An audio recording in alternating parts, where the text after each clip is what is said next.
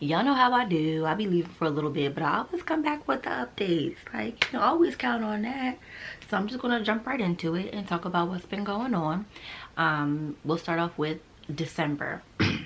In December, I went away for 3 weeks. But before I went away, I did get my locks retightened like maybe 4 days before I went away. I went to Africa. I went to Nigeria and I went to Ghana, and it was very lit. But I knew that I did not want to worry about what I was going to do with my hair when I was over there. So what I did was, after I landed, I got my hair braided in some straight backs.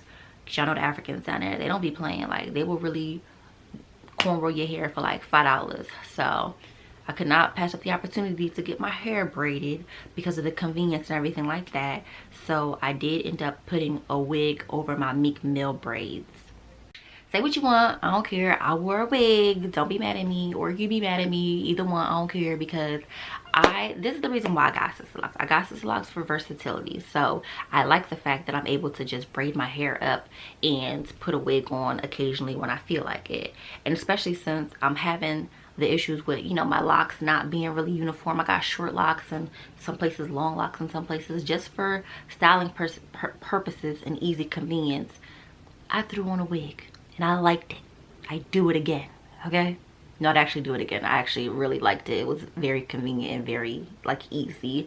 And it gave me a chance to kind of relax on manipulating my hair. So for 3 weeks straight, I wore my hair in those cornrows. And I had the wig over it a good amount of time. Not all the time though, because it was Africa, it was hot, nobody was trying to wear that wig the whole entire time. So I did, like, I wore scarves and stuff too. And when I was just like chilling around the house, I just wore my Meek Mill braids, and it was great. Like, I didn't have to worry about anything when it came to my hair. And that was very, very like out of sight, out of mind. I didn't have to worry about my hair for a while, and I loved that. I loved it. So fast forward, after the 3 weeks, and I came back home. I had already had a lock appointment scheduled for the same week that I touched back down in America. And unfortunately, my loctician was very, very sick. I don't know if she had the flu or something like that. I think she was sick, and one of her family members was sick, so she was out of commission, and she asked that we reschedule my appointment. Of course, selfishly, I'm thinking to myself, all right, I hope you feel better and everything, but I just took 3 weeks of PTO, and my boss will really punch me in my esophagus if I ask to take off another day to get my hair done. So what we gonna do? So we decided that I would get my hair done on Martin Luther King Day, because, you know, that's everything is closed. My job would be closed, so I wouldn't have to use up another day. But in the meantime, that was gonna be like 2 or 3 more weeks that my hair has been undone. So that would be 4, 5, 6 or 7 weeks. No, I think it was going to be 7 weeks out. So we scheduled that appointment, but in typical worry wart fashion, I was like, I don't feel really good about that. I'm not content with that decision. I feel like I need my hair done sooner, because I saw some sections where my little baby locks were coming out.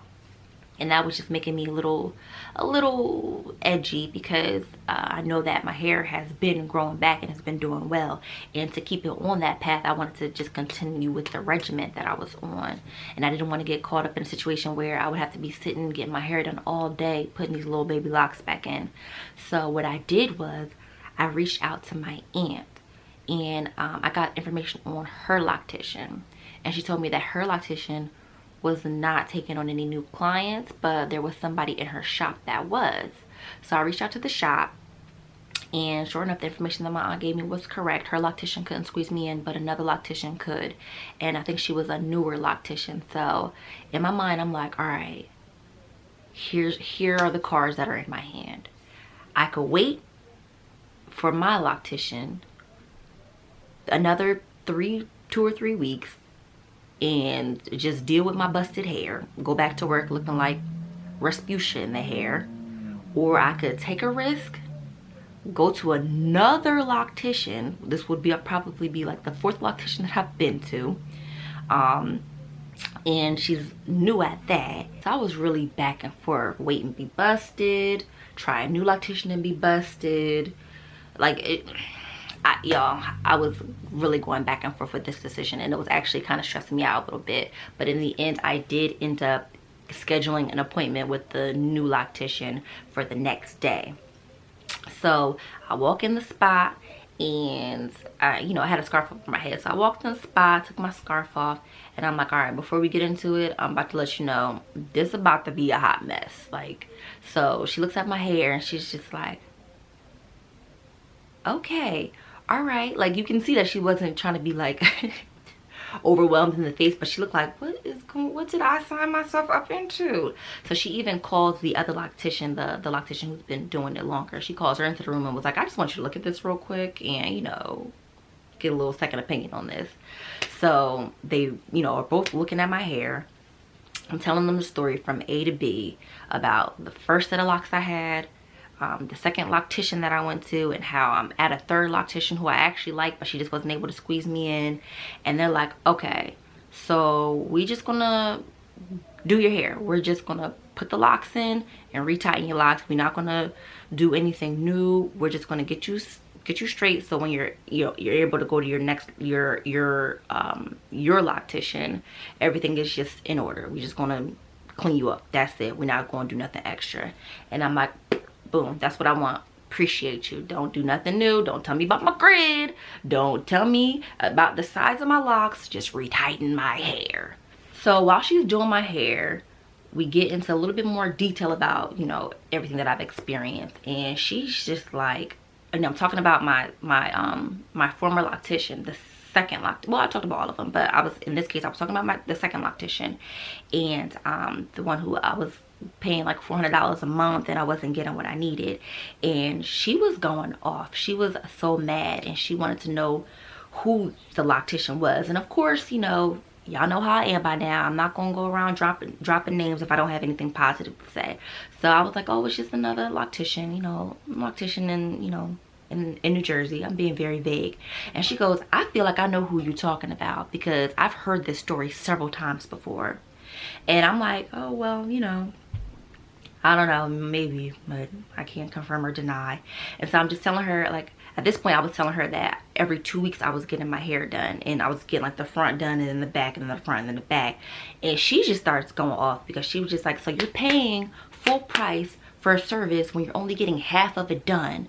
And she was just like, I know who you're talking about. You're talking about bloop, bloop, bloop. And she says homegirl name. And I'm just like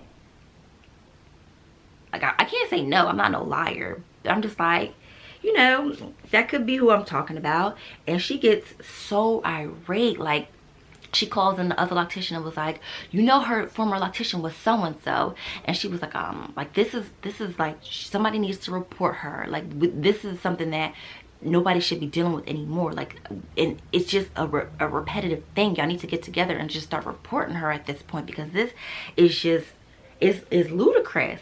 And I'm just like, yeah, maybe, I don't know. I can't say that. I can't.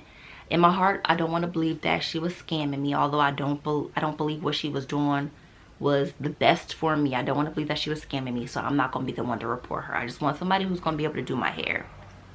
So we continue, and she, continues to do my hair. She proceeds to tell me that it's a good thing I didn't wait for my other loctician to squeeze me in, because literally my hair was out. Like, in this, I think most of my baby locks had fell out. And I was like, well, dang, how did that happen? Ooh, okay, relax. And I was like, well, dang, how did that happen? Because my hair was in cornrows the whole time, and I even washed them in cornrows. So, like, how did they, like, end up slipping so badly? I really thought they were okay and that they held. But she was like, no, baby, them things had slipped out. So it took her 2 sessions to do my hair. So she did my hair for, like, I think 3 or 4 hours the first day, and then the next day I went back for another like 2 hours, and she finished it up, and it looked really, really nice. And I was very appreciative to her, because I felt like although I'm sticking with my loctician now, like like I'm not going nowhere.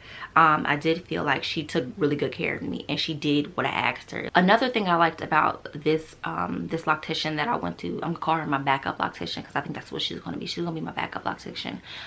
When I was in her shop, she was saying that basically saying, you know, that like she took pictures of my hair, and she was like, you know, tell your loctician that all I did was put the locks back in how they were already in before. Like I just stuck to the grid that she had already made. If she has any questions, she can reach out to me. She was like, matter of fact, you can text her right now and, you know, tell her like while I'm here, so if she has anything that she wants to ask me, I'm right here.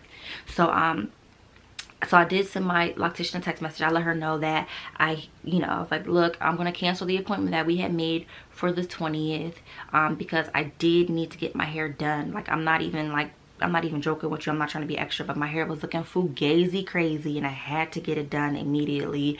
So I did have another loctician kind of just reinstall my locks. She didn't do anything different. She stuck to everything. So I just wanted you to be aware, but I am coming back to you.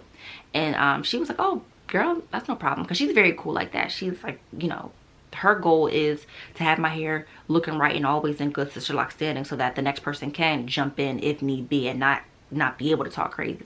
We were able to schedule our next appointment 4 weeks out, and so she was like, all right, yeah, no problem, no worries. And so they're, like I said, they were both cool like that. Like the other loctician was like, well, if you ever need to come back to me, you know where I am, but you know, best of luck with your loctician that you're going to now. Another thing I really liked about the loctician, the backup loctician, is when I was telling her about my hair struggles, it was another listening ear and another person to provide me with a little bit more, like more ideas, more things that might be able to help me. And what she did suggest to me was Afro-G, which is, I hope I'm saying it right, it's a protein treatment.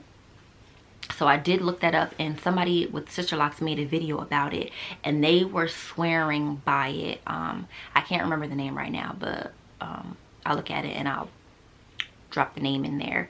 But they were swearing by it and saying that it was so great. And she said, ask my loctician what, you know, she thought about it before I used it. But I think I'm about to just buy it and use it. Like, well, I can wait, my appointment's next week, but I was about to just buy it and use it because, like, what can it hurt, you know what I mean? I'm really curious to know what you guys would have done in my position. Would you have waited the 7 weeks for your loctician to be available and for your schedules to mesh up? Or would you have trusted a newer loctician? I know y'all tired of me jumping around to all these locticians. Quite frankly, I'm tired of me jumping around to all these locticians. I can't remember if I talked about this in the last video or not, but I did go to the doctor to get my blood results back, and everything was all good, but they did say my vitamin D was a little bit low. So I started taking vitamin D supplements. I don't take them as regularly as I should, but I do take them at least like maybe like 3 to 5 times a week. I take them. So that's my quick little update. Nothing too crazy.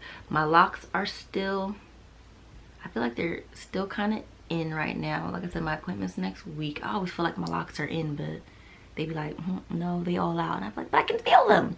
But I've been getting a lot of compliments on my hair, and like it has been like growing, and it's filling in very nicely. My spots are filling in pretty well. Of course, we still have the unevenness. I know I asked you guys like what you would do in my position. A lot of people were saying like they would cut them to make them even, but I asked my loctician about that. Like, what do you think about me cutting my hair just to make it all even? And she said, well, what do you think about banding all your head? Because you already have to, you know, you're already starting with 50% new locks. So if you cut your hair to make it all even, it's going to be like you having 100% new locks. So just think about that. And I was like, hey, okay, no, I won't be doing that then, because banding is so annoying, and I feel like I'm actually coming out of that stage soon, so I don't want to have to deal with banding my whole entire head again. So that's how I feel about that. I don't think I'll be cutting my hair to make it even. A lot of people in the comments recommended a trichologist, which I have been seriously considering. I think the closest one to me is about like an hour and a half away or so, but I am into looking into an African-American trichologist. I have to admit, I'm a little bit nervous because of the incident when I went to the dermatologist when he told me I had to cut off all my locks in order for the breakage to stop. So I don't want to hear any news like that. But at this point, it's just, I'm gonna try it regardless. So we'll see. And I will, as always, continue to keep you up to date on what's going on eventually. Bye.